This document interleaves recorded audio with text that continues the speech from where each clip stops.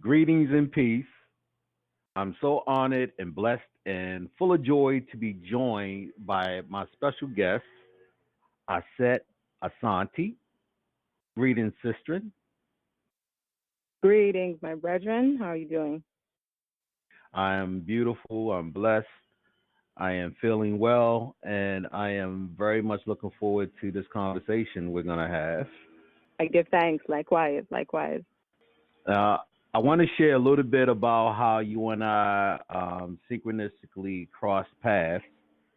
And just so everybody know, full disclosure, we've already been talking for a while, and Yes. we kept on. I kept saying, "Okay, well, let me go ahead and hit record so we can start the show," but I didn't do it, and so we finally did it. I guess the fifth time's the charm. I probably said it 4 times already, but we just organically been having a conversation, and that's how it is when you meet members of your soul tribe.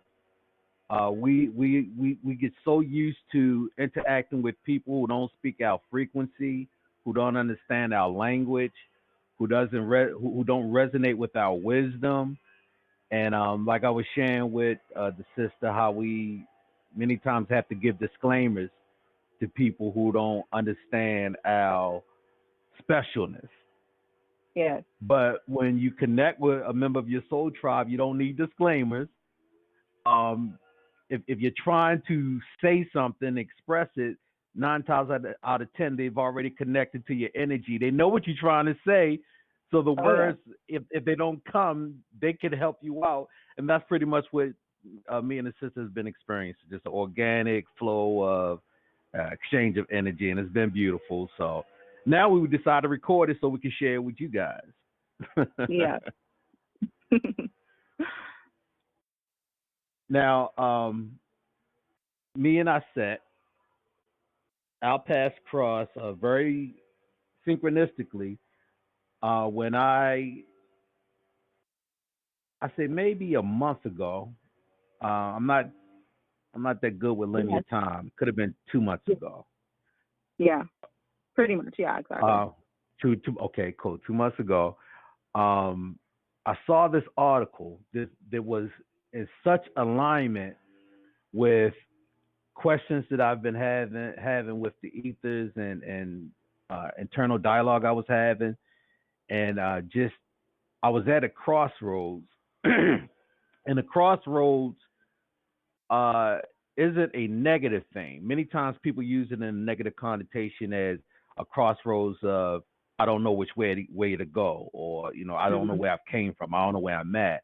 My crossroads was more like an intersection of introspection, Mm-hmm. and I had Mm-hmm. many different paths that I could travel, and I was like, which path would be best for me to travel? So that was Mm-hmm. the intention that I put forth out in the universe. And when I saw this very powerful article uh, about a brother that my sister has very great knowledge and experience with, um, it really just showed me the path that I needed to take my show in, as well as my spiritual path, and why this recent challenge that I had, this beautiful challenge that was training me and forcing me into an alignment that I have been unconsciously been neglectful of. And that was I Mm. was embracing the energy of mental illness rather Right. than embracing the energy of mental spirituality. Yeah. So I mislabeled my experience as a nervous breakdown, a mental illness episode. And these words didn't feel comfortable to me. They just felt convenient to use Yes. And sorry because to I just interrupt didn't you. have the If I right can. language. Yes, please. Yeah. Please do. I want to say that with you saying having the right language, that's why I prefer to use the word mental health or mental awareness versus mental illness or mental or Hmm. disease, you know? Because Exactly. it's yeah. And see, you saying that is in full, again, synchronicity. Another sister of mine she was correcting me on that also. She said mental illness doesn't resonate with me. I don't think you should use that term. You know, and I said, I hear you, I feel you, and the universe was like, you saying that, but you're not putting action behind it. We really need you to hear what she's saying because that is not the energy you need to be embracing. So it got my attention. Boy, did it get my attention. And I had what going back to the article that I never said yes, thank you. The article was called "The Shamanistic View of Mental Illness." Yes. And it was so powerful and it resonated with me because it was exactly what I was experiencing.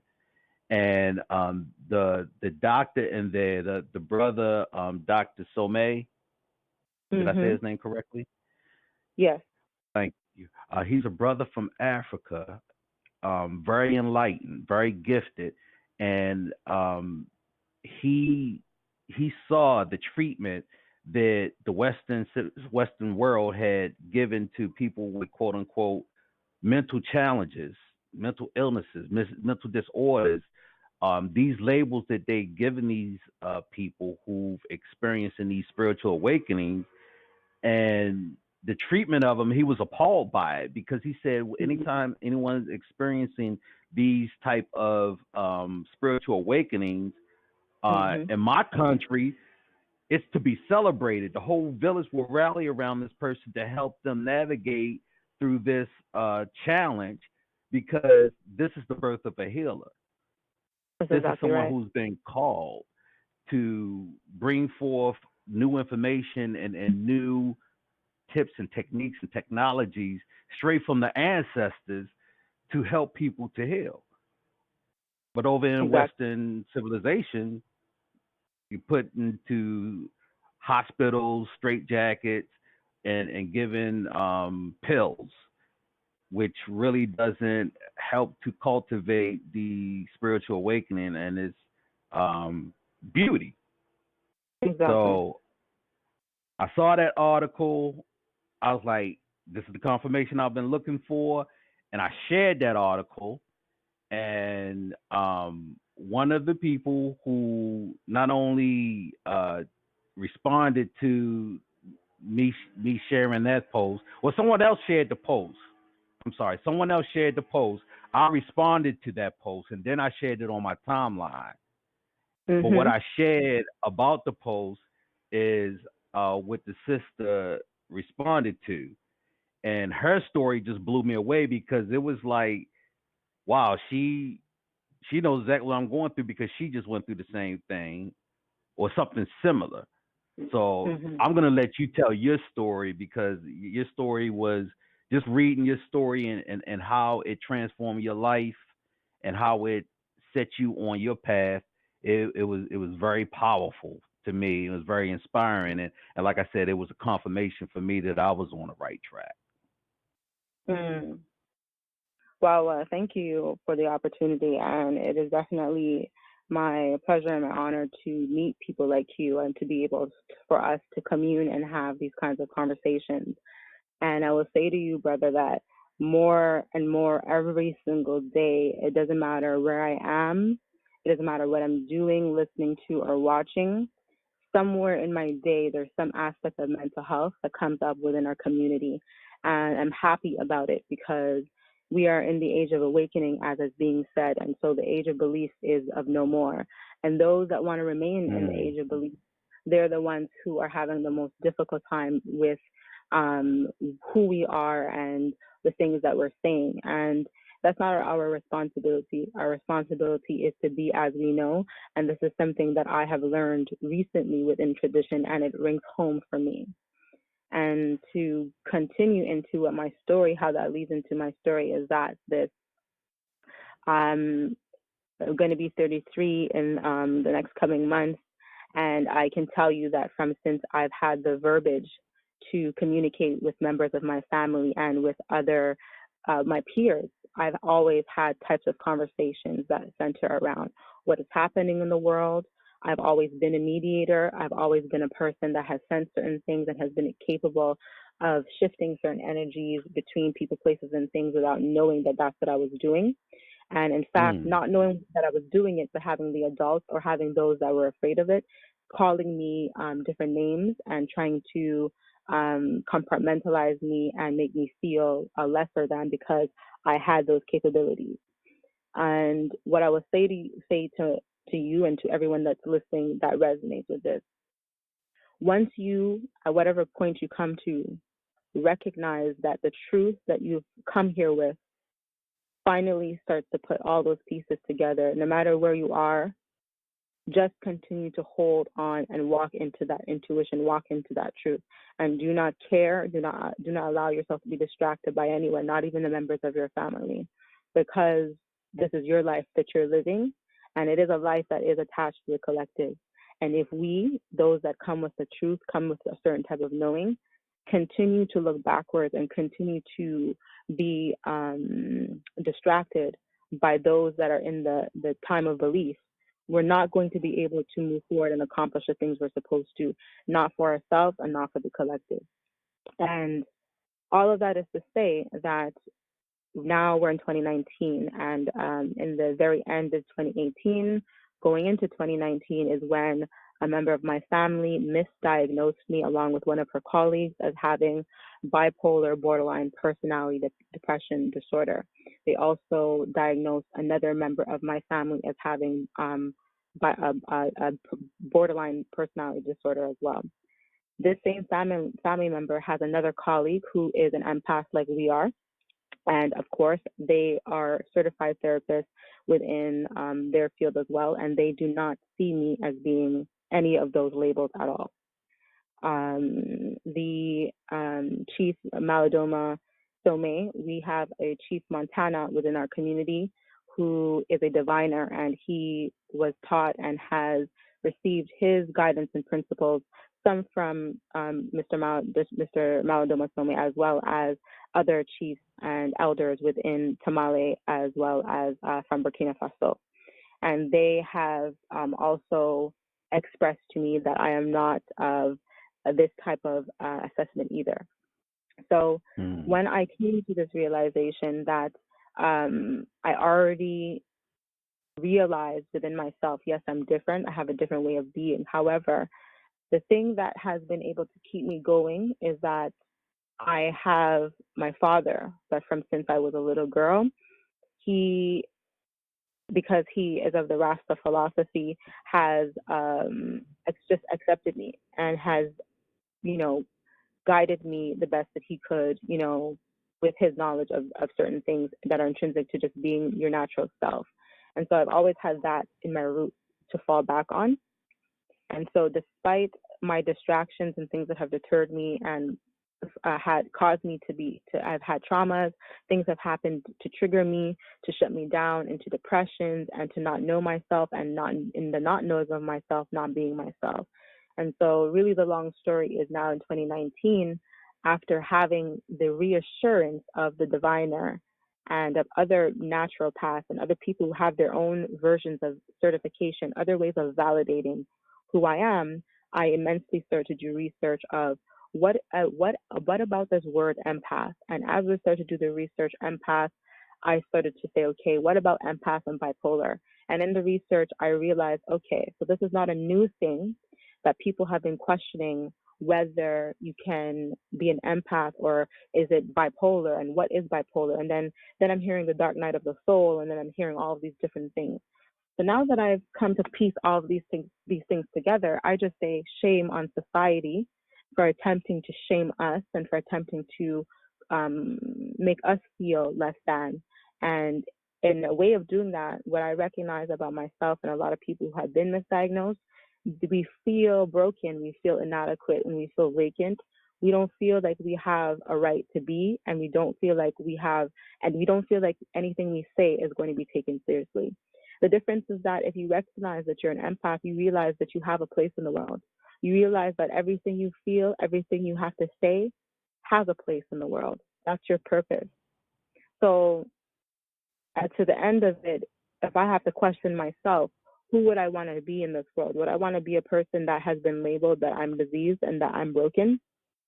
Or would I want to own the fact that I came already born to be a healer? Powerful. You said so much that I want to touch upon. I don't even know where to start. It's like a beautiful smorgasbord of jewels and diamonds, and I think I'm going to start with the last thing you just said. It's very important in this while we're experiencing this powerful paradigm shift that we all Yeah. in. Yeah. There's a lot of activation that's happening.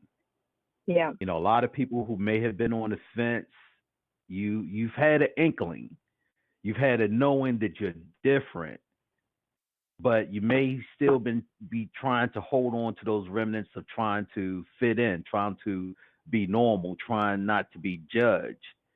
Yeah. And we're in this shift right now that's no longer allowed. That's no longer gonna fly. You're being forced and ripped away from connections and relationships and thoughts and patterns and belief systems that no longer serves you. And on the surface, that could look very tumultuous. That could look very chaotic, and that could trigger depression, sadness, confusion. But if you can stand back and look at it from a third's eye view, it's such a powerful and beautiful experience because basically what's happening is all of your dreams and all of your wishes and desires are coming into fruition. You wanted Yeah. answers? Okay. To get the answers that you need, you have to be torn away or reprogrammed away from your old belief systems. You have to be broken down to be built back up. Yeah. And I'm speaking from personal experience. When people say a nervous breakdown, I can resonate with the breakdown part, but the Yeah. nervous part, I would say it's an anticipatory breakdown because basically what it's doing is breaking down the old you, the you that was confused, that was trying to fit in, that was shielding their gift, that was blocking their blessings, that just wasn't really getting it. But 100%. deep down inside, you was an accident. You was asking for it because you knew Mm-hmm. that this just doesn't resonate with me. I don't know why it doesn't resonate with me, but it resonates with everybody else. But I don't want to be the odd person out. So I'm just gonna go along with the flow. No, the universe like you can't have it both ways. You can't be asked for all of these great, powerful gifts, but then don't receive it when we send it to you. So we're gonna have to break you down. And breaking you down could be emotionally, spiritually, financially, physically, emotion. It could be your health. It could be relationships. It could look at many different ways. But if you only looking at it from an earthly view, it's gonna look like something bad. It's gonna look like something undesirable. It's gonna look like bad luck, bad karma. It's gonna, you could have people pitying you or feeling sorry for you, or haters gonna be loving it because they love to see you, getting broken down. But you're being broken down not as a punishment. You're being broken down for rebuilding, for upgrade, to be updated, to be uplifted. And I know for a fact, I'm co-signing this. If you're experiencing that, brother, sister, I'm with you because it's happened to me. It's happened to me. Now I've been on my spiritual path and my spiritual journey pretty much all my life since elementary school. Yep. Um, this year I'll be a quinquagenarian. You can look it up. Yes. That's how long I've been on my path. Um, but I humble myself, and if I don't, the universe will humble me. Just when I think I got it all figured out, the universe will show me, no, you just start. You just start. I have a a unique gift, unique in a way that in my circle when I was growing up, it seemed like I was the only one that could do this. But Mhm. I could read people's energy, Mhm. and it's not what you say that I'm hearing; it's the energy of what you're not saying that I'm Oh yeah. tuned into, Yeah, and it's and loud. it's It's very loud to loud. you. Matter of fact, Yeah. it's louder than the voice that you're speaking with, so I don't hear what you're saying. So I would, and I because I had no filter, nobody taught me how to use the gift. Somebody Yeah. say something, and I'm like, that ain't true. You saying blah blah blah Yes. blah blah blah blah blah blah blah blah. No Yep. filter. Yep. That's Yep. Yep. in That's you. hindsight, I can see how offensive that is and why people didn't Right. like me. Of course. Because they thought that I thought I was better than them, and it was like, no, it Oh was just the yeah. opposite. Oh yeah. What I I'm can. saying is, what you trying to hide is better than what you project into the world. Oh yeah. See, what you trying to hide from the world is what resonates with me more Right. because I don't have no project. My projection is broke, so I can only project to the world what I am. So I always project it weird. I always Mm. projected as a misfit, an outcast, because I couldn't turn that off. And no matter how much I Right. tried to fit in, I couldn't fit in because my spirit wouldn't allow me to fit in Right. Me because I'm too. box free, you Yeah. know? That's it. There So is no box. there is no box. That's why there was no filter. And I've gotten better at it, but that's still an element of me that it doesn't come from a malicious place. It comes from a pure No. place. Well, because we live in a Mhm. reality that doesn't embrace the purity of source wisdom and source love, of course it Yeah. would be offensive to a lot of people.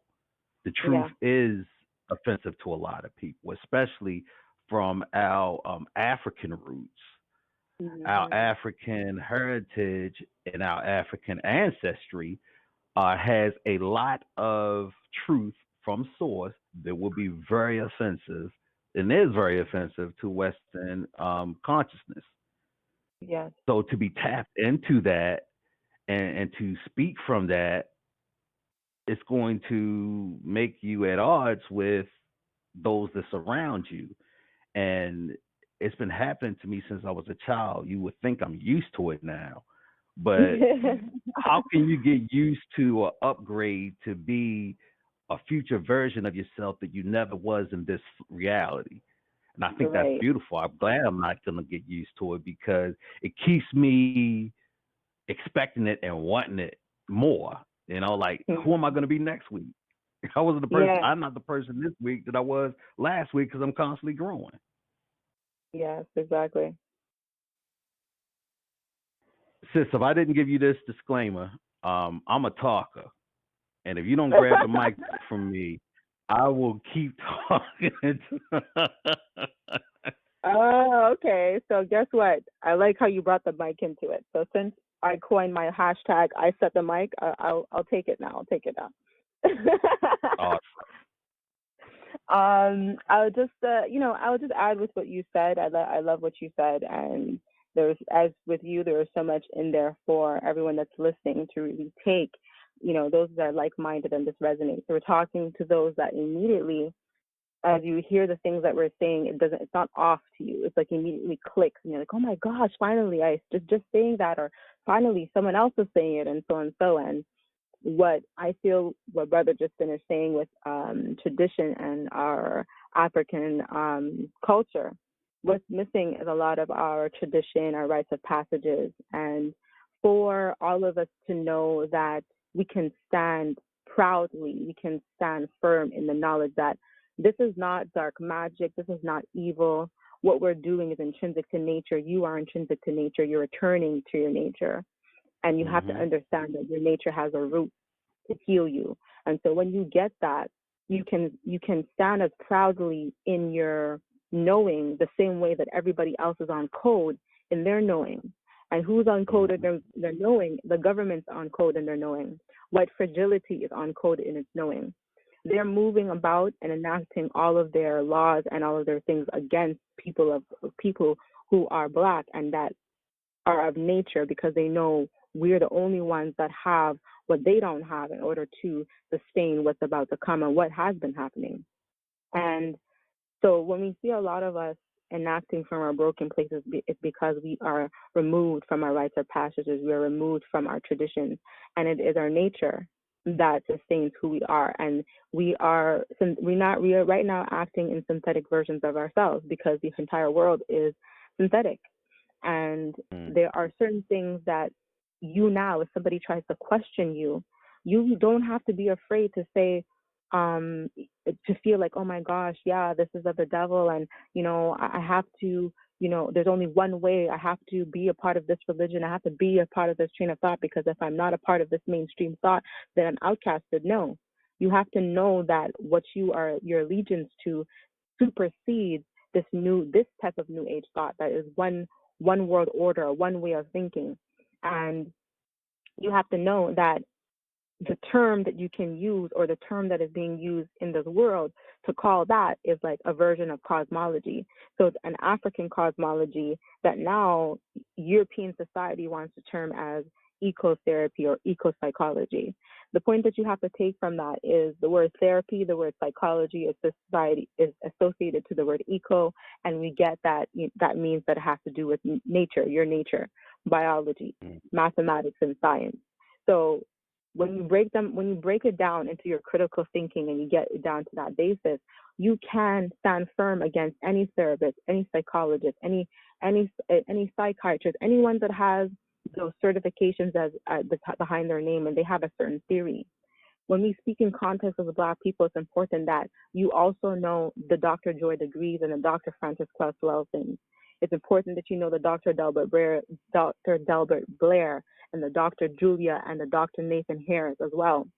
You have to know in context who you are, why we have come to be broken or enact from our broken places in the way we do. It matters. You have to know that how we absorb information, how we absorb food, how we absorb trauma is different than how other races absorb it.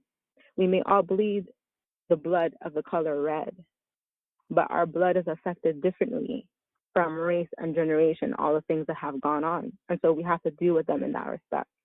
And for me, my greatest power has been able to return to that. My greatest power is when I go back into 2018 and my very family member that attempted to tell me what they think and what they know from their theory. They are speaking from a theory of a white man that used to mutilate and annihilate our ancestors. So when you understand the context of medical apartheid and you understand how they dealt with our African bodies, that mindset still exists. So for me, I don't care about the theories or the ideals that are being put upon society's ill constructs, because I know that when it comes to African Black people, they're not in favor of us. They're in favor of the narrative that serves them. And so when we talk in context of who we are, this is where your power comes. It then dismantles and shuts down anything that society wants to bring to you, because you have to understand the seriousness of it.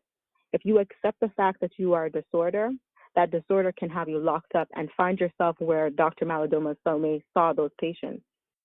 If you accept those disorders and you check off the box that you are these things and you start to take those pills, it will shut down your gifts and your intuition and your actual knowing. Because I've had certain things that I've known, and I've said certain things to family members, and then I come to find them and read them in the very books that are written by psychologists and they're written by psychiatrists. The majority of them are Black, but I also have some authors that are white for those that need, sometimes in our community, people don't want to hear it if it doesn't come from a white person. So it's from both schools of thought. That was a very important element that you just added to that beautiful soliloquy. Sometimes people do need that to be met where they at. They need that confirmation or validation from a Western civilization, so they could move on and move forward. Or Right. It's not real unless a person who they view as having authority over them says it's so, or Yes. just following the laws of the land. There's nothing wrong with that inherently. If you're on your journey, that's a training wheel. That's a launching pad. That's just what you need to do right now. But to acclimate yourself to that being your only source of truth and building a foundation on that, that's when it can become problematic for you because, like the sister said, your very nature is going to do the opposite. It's going to beckon you to do the opposite, and you're going to always have them challenges where with you trying to acclimate to a psychology that is not of your own source origins, but actually a enemy of those source origins. Because if you just do the history, you'll see that when Europeans came in contact with the mystery schools, with African philosophies, traditions, and any indigenous people, their first inclination was to destroy it so they could control it. Yep. There's this movie called Chimedica. It's a very powerful Chimedica with a K.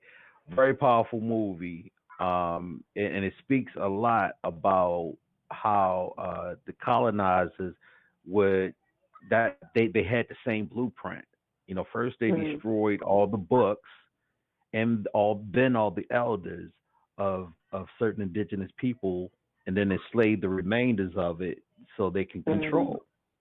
This is a power grab. Now, if you remove yourself from the emotional attachment of that, yes, it makes you angry. I get it. I used to be that. I used to be that black revolutionary ready to take up arms and overthrow.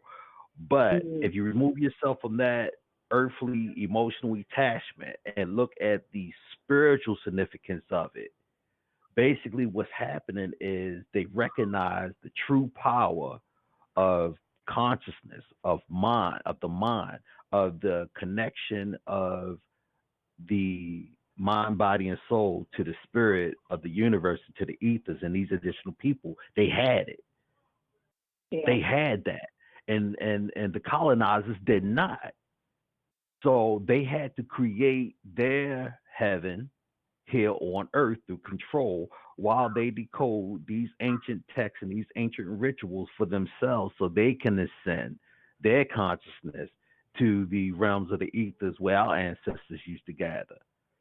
But they're giving us something else that's here, rooted here on a earthly domain. And it's powerful to a point. It serves a purpose, but for so long. It has a shelf life. And once that shelf life has expired, then your spirit, once again, is looking for that connection of truth and of source. And then that's when you become awakened and activated. And more people are being activated and being called to action, and their spirit is no longer accepting trying to fit in. The spirit is striving for an intuitive connection with truth, source truth, for going back to your roots and being connected to your ancestral guidance that never left you, always around you, and you always be connected to it. But a shoe has no significance unless it goes on your feet. So if you're not using your intuitive gifts to connect to the spirits that surround you, that's beckoning and waiting and just patiently just wanting you to connect to them, someone else will. And that person who will connect to your spirits and your ancestors may not have your best interests at heart. They can actually use your own connections against you, your own spiritual Rolodex against you. But then when you have people who are activated, who are enlightened, those who are connected, they can be a hub conscious for you.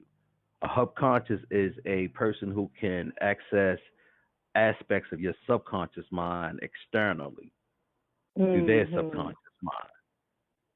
And that was a download that came to me almost like 9 years ago.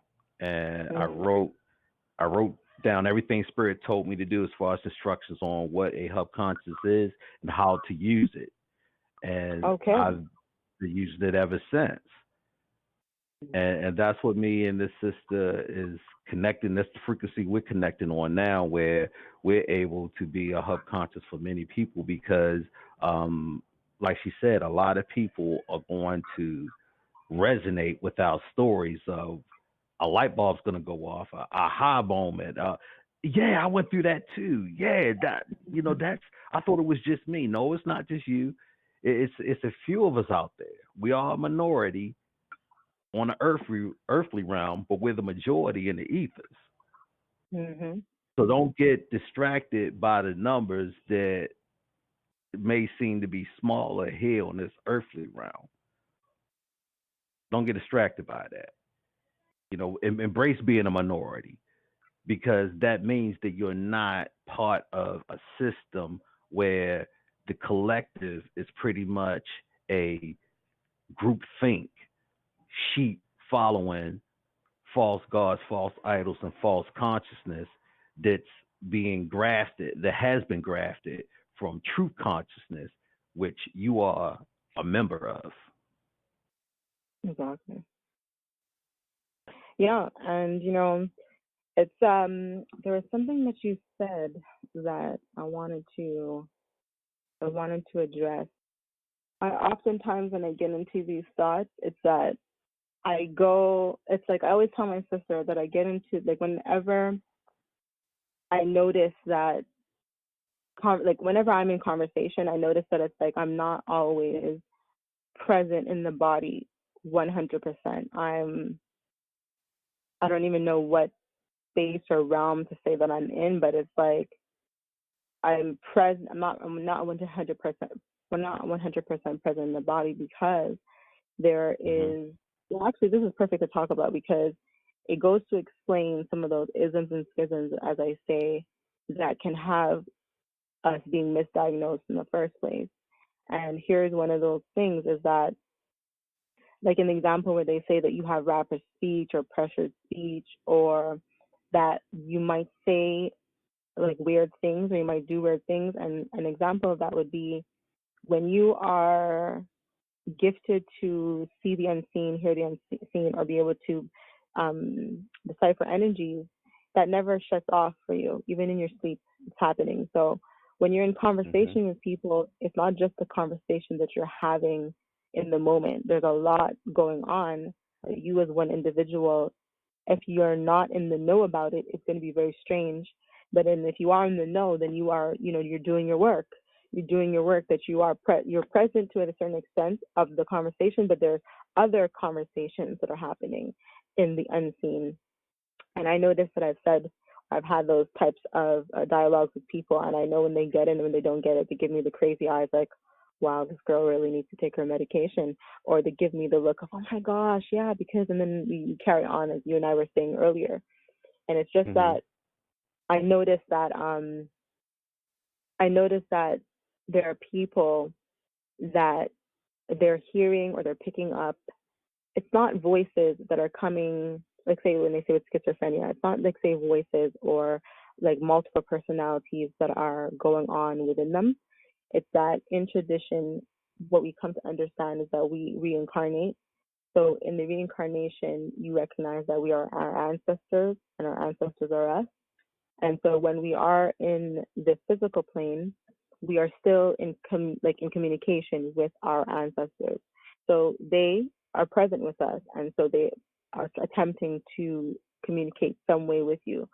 So it is that if you are in conversation and every day with people, they may not get that because already they don't even acknowledge that one, reincarnation is real, or that we are our ancestors. They don't even acknowledge our ancestors. So let alone for you to tell them, yeah, I'm here with you, but at the same time I'm here with my ancestors, or my ancestors are attempting to communicate with me, that like puts you into the crazy nut house, So those are the kind of things Mm-hmm. where, as an empath, or as I've gone throughout my life, it resonates that I've had those difficulties because I didn't know at the time that was what was going on. I just know that things are happening, and I seemingly am distracted or aloof, but it's and my perspective of what's going on with me is that there's things happening that I'm just trying to discern in the elements or in the air or in the vibration or whatever that's going on. And so even sometimes in that subtlety, I might just need to pick up myself and remove myself from the space. And shortly thereafter, I discover from removing myself that something bad has happened, or I've avoided some major thing that could have been really that could have affected me adversely, you know? Yes. That's where being in alignment with your intuition and obedience comes in very powerfully to aid you with that. Our last week our show was about intuition, and I spoke about my Black Queen Magic intuition cards, which I was divinely inspired to create them to help people with connected to their intuition. You know, there's a lot of downloads I've been getting to help not only myself but other people with modalities to get us back on track, to get us prepared for the continuation of this paradigm shift that we're experiencing, as well as the battles and challenges that we still yet to claim victory over. Right. You know, what's that old saying? You haven't seen anything yet. You think things are crazy now. I mean, we're just, you haven't seen anything yet. You know, now's the time to armor up. Now's the time to get in alignment. Now's the time to get on point, get on your square. And now's the time to connect with people who are also doing the same thing as you. You know, not those that are talking about it, but actually doing it. Yeah. You know, many times people will mistake intentions with actions. You know, I'm going to do this, I'm going to do that, I'm going to do that.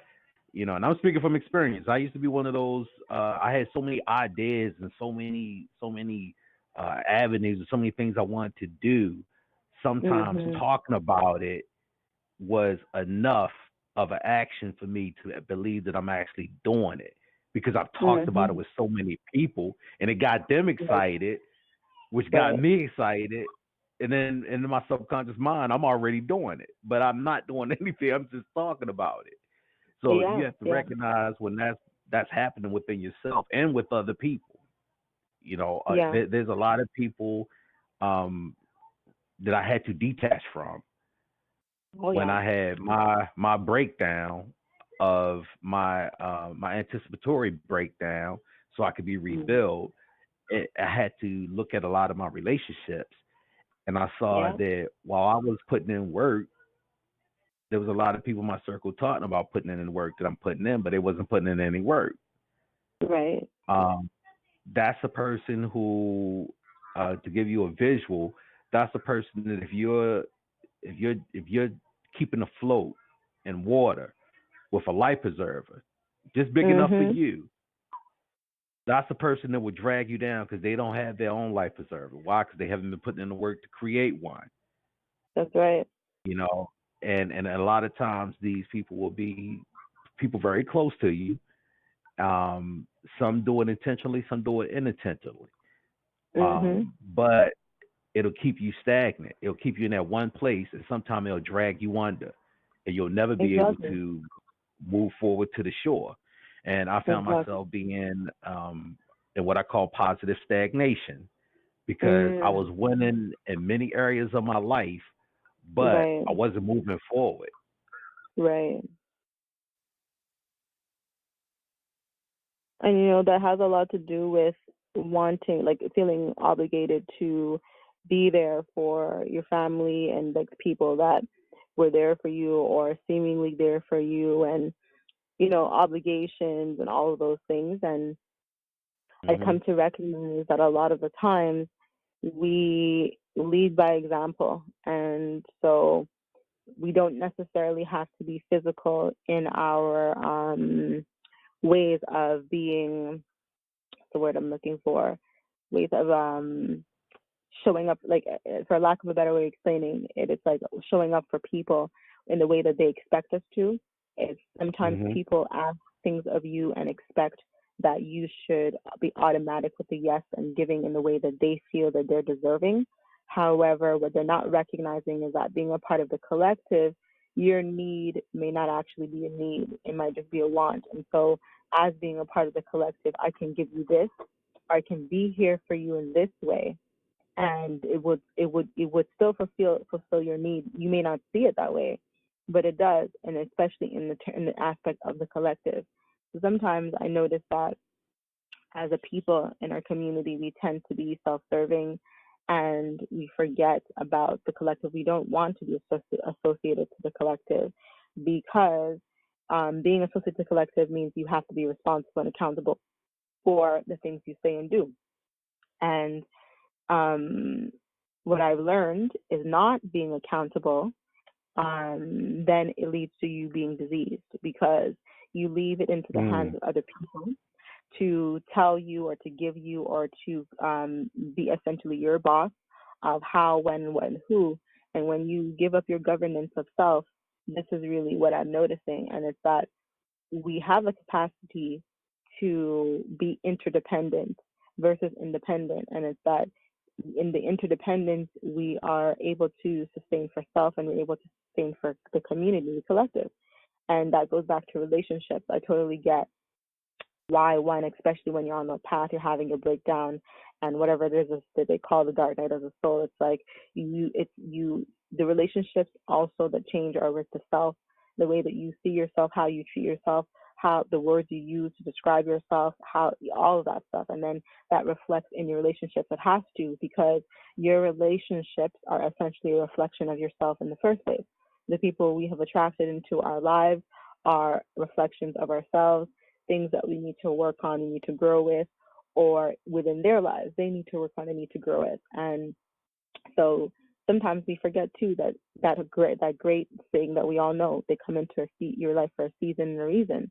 So sometimes we get so attached and we forget that we forget or we think that we own people and that they must then be a part of our lives forever or for the time that we want them to be there, and they need to be there and show up the way we think or that we want them to. And that's not how that works. If we all came here with our sole purpose, some of our sole purpose are intertwined in the collective. And even when they are, it does not mean that it's again forever. So there's a lot that we have to learn about or relearn about who we are, why we're here, and the roles we play in each other's lives.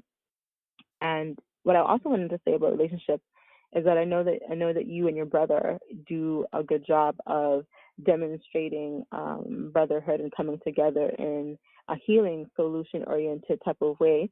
And my sister and we have, well, I have three sisters, but my sister of On Point Organics, the one I talk about the most, she and I've shared with her that I'll be talking about this on my channel and in general, for healing, to show people that we can grow up in one family and not have the same mindset in adulthood.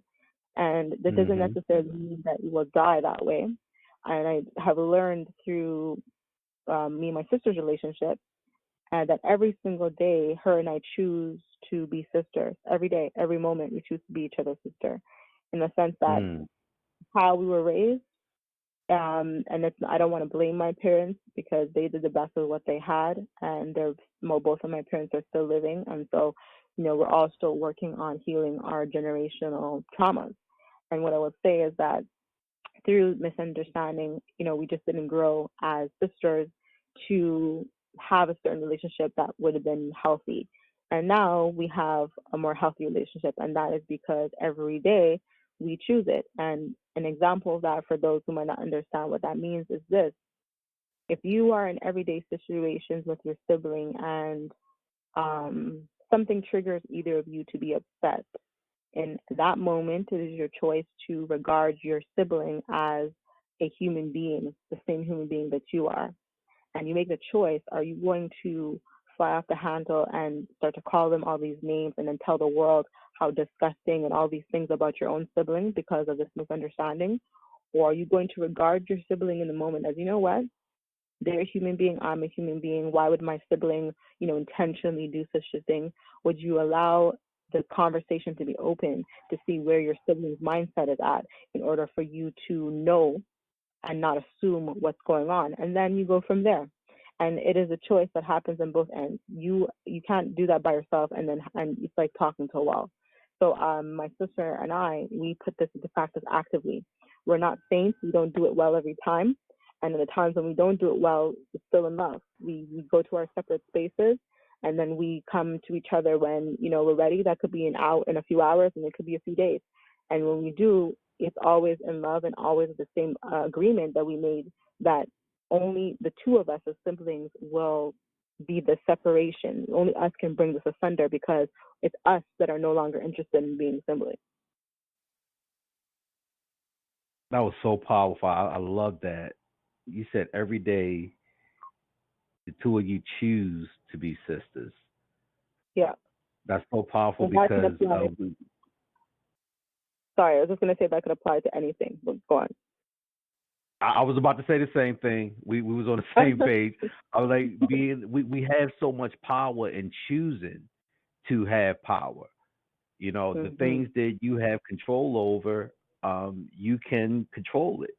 The things you don't have control over, you can't control it. But many times we can get misled by having those emotional attachments and too much focus on things that we can't control, and we're allowing the things that we can control. We're not choosing to control it. We're allowing those to be chosen for us. You either choose it or someone will choose it for you.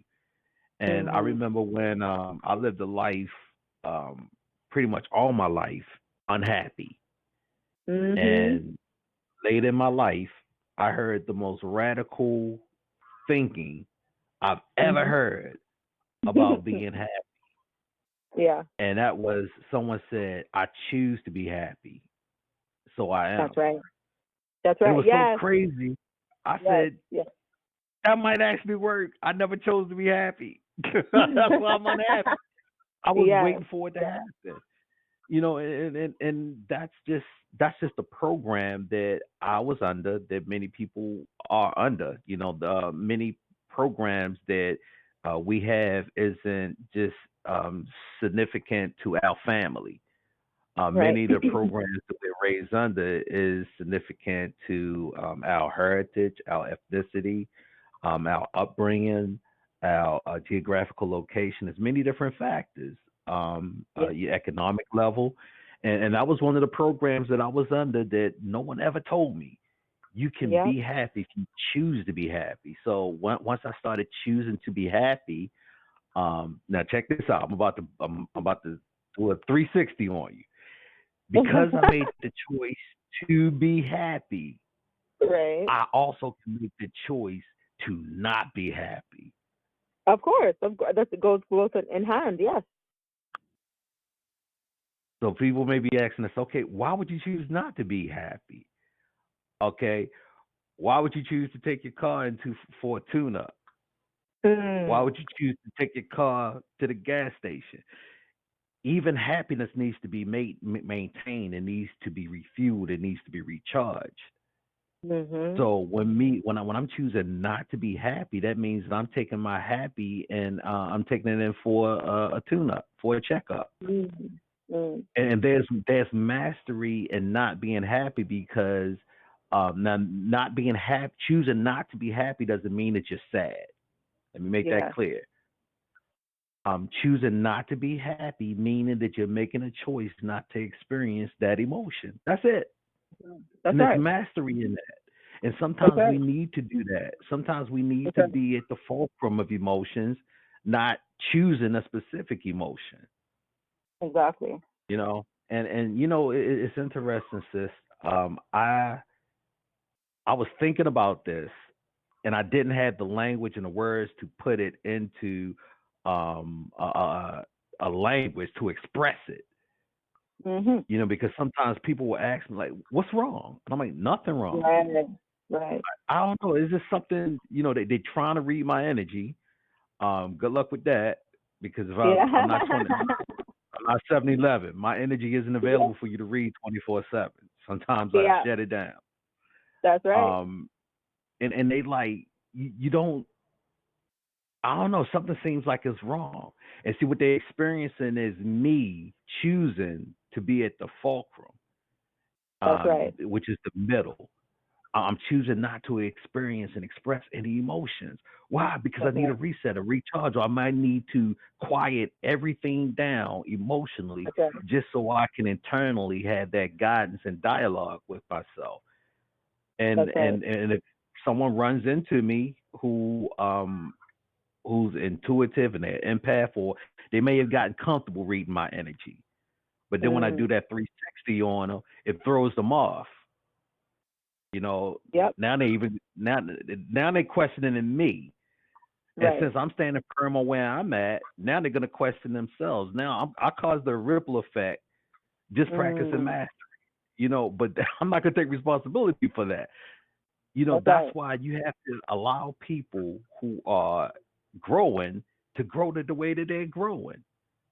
And if they That's choose to right. share it with you, they will. And I'm pretty sure the way that they're growing, since it's something that's so odd and different for you, it's jewels that you can extract from it that you can implement on your own growth and your own journey.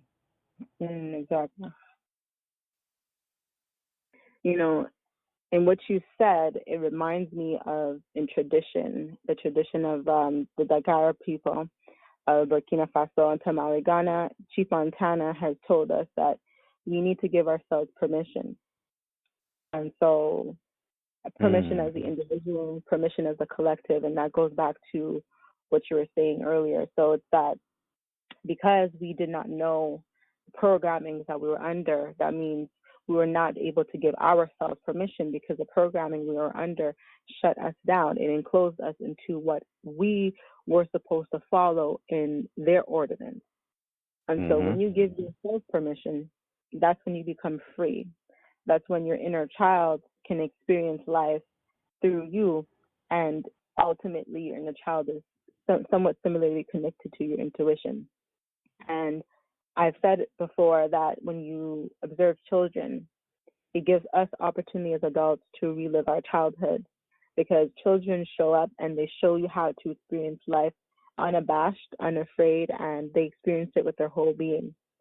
And they don't care what they look like or they don't look like. And if they're happy, the happiness ripples throughout their whole body. If they're sad, it ripples through. It's like an entire holistic experience. And we don't tend to do that. We tend to restrict ourselves. And so, in some of the podcasts that I've heard you share different things, one that reminds me is I think it was in the breakdown of like experiencing emotion. I think it was that either you said that you could come to like an open mouth cry and there's like no tears, and like how do you even bring verbiage to that? And I've experienced that. And it's a great thing, I'm telling you, to have an experience, think that you're crazy, the world wants to label you or you're alone, and then hear Mm-hmm. somebody describe something that is real and that you've experienced. And even prior to me hearing you say it, because of the journey I'm going down or rising, the journey that I'm rising in is that I see that there's a lot of stuff that I thought made me crazy, as society would say, but then I see that it's not all makes me crazy. It's like it's the most beautiful aspect of who we are, because it taps us into our emotions, and our emotions are not bad. That comes to detect and sense out, the subtleties of what's not being said. And so that thing that people are afraid that we're picking up on and we're not seeing, and we see it so, how do I say, we see it so, like we were saying before, it's the loudest part of what's happening. That can be scary for some. And I'm basically reflecting and responding to some of the things you were saying, and it brought me back also to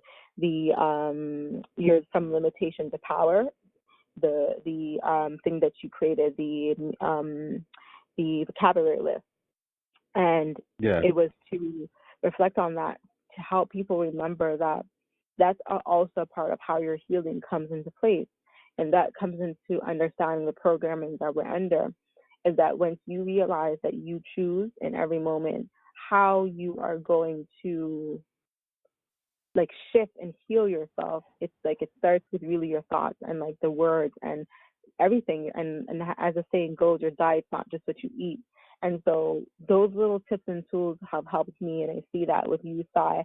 Those are the ways that like you're finding those solutions to um, come to a better mental frame in order to navigate the world. And one of the last things I'll say is like I noticed that when it comes to like that depressed aspect that we were just discussing, and when you're saying that like you're in the middle and like some people might not understand that, it's like I look at it like even myself, I think about I recognize that there's so much going on in the world every day, especially towards us Black people, that for me to ask or to have conversations with people, Black people, and for them to tell me that, you know, every day you're just good, it's like, it's for me, it doesn't balance in the sense that I understand that you're good and you're well. You know, that's, you have to be in a wellness, you have to be good and healthy. What I don't understand is the wanting to sweep it under the rug and pretend like it's not there.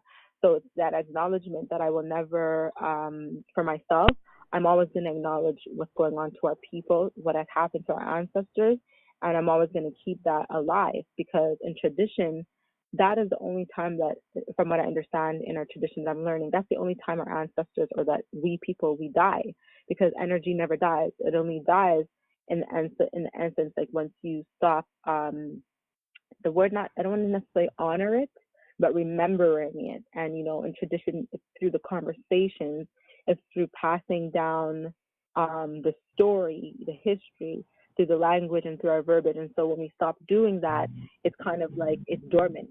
That's where the stagnation comes. And so what I'll lastly say is like for people when they see us and we're reflecting to them that yeah, you know, all is good, but right now I'm in a state of just being in the middle, or I may appear to be depressed because look at what's going on in life right now, you know. For how I reflect that to other people, that that's their moment for the mirror that we are, for them to take it to introspect and reflect on themselves, because we are now in a place where, you know, as empaths, we're supposed to hold space. And at the same time, in the holding space, we have to hold space for ourselves. So I look at it at that time like those quiet moments of contemplation, we're holding space. And so when people come to us wanting to, sometimes they come to disrupt us, and sometimes it's like they're not aware that that's what we're doing. I often, now that I get it, and from that perspective, it's like I look at it like that's now your opportunity, the person that's coming to question, for them to now introspect and do their work. I love it. Powerful. I have no concept of how long we've been talking, but I know that I forgot actually we're actually doing a show. So I think that now might be a good time to start bringing it to a close. There's no way this is going to be the last time that you and I do this. That's a download I got very early in the conversation, and I hope that resonates with you. We definitely need to do this. Definitely need to do this again. But I want you to share with everyone your YouTube channel, your Facebook, and any other links that you like to share, and I'll make sure that I have it all in the description so people can click on it and go right there, because I know we live in a show me now, one click society. I got your back. Links are powerful. Cool.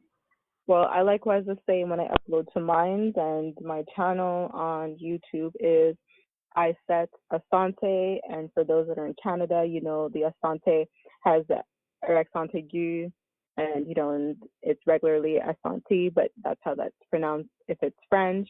So Iset Asante on YouTube, and on Facebook it's Iset Reflect, and on Instagram it's I.SET. And if you really just want to like fill your spirit up and just allow yourself to just be transported into a living library of audio frequencies. Just binge listen, binge watch the sisters' videos on YouTube. That's what I did. I just hit the autoplay function, and just allow myself to just be immersed in her words and her wisdom, and allow her to take me on the journey that she wanted to show me in her living library of her wisdom and her experience and her journey. And it was a very, very powerful experience, and that's why I had to have her on the show. So I invite you to do the same. And again, like I said, the links will be in the description. And my sister, I really, really appreciate. I'm so honored, and you fill my spirit up with so much joy and happiness and jewels and wisdom, and so much came out of me that wasn't there before. That I know was a direct cause of your energy and you being so open and you allowing my spirit to speak with a voice that it has been patiently waiting to speak all day, Yeah. but couldn't speak until you allowed it to. So I thank you for that. Thank you for sharing your energy with me and my audience, our audience. Yes, and I definitely give thanks for reaching out and for the opportunity to have this organic conversation with your viewers. And I look forward to the opportunity for us to share with them again.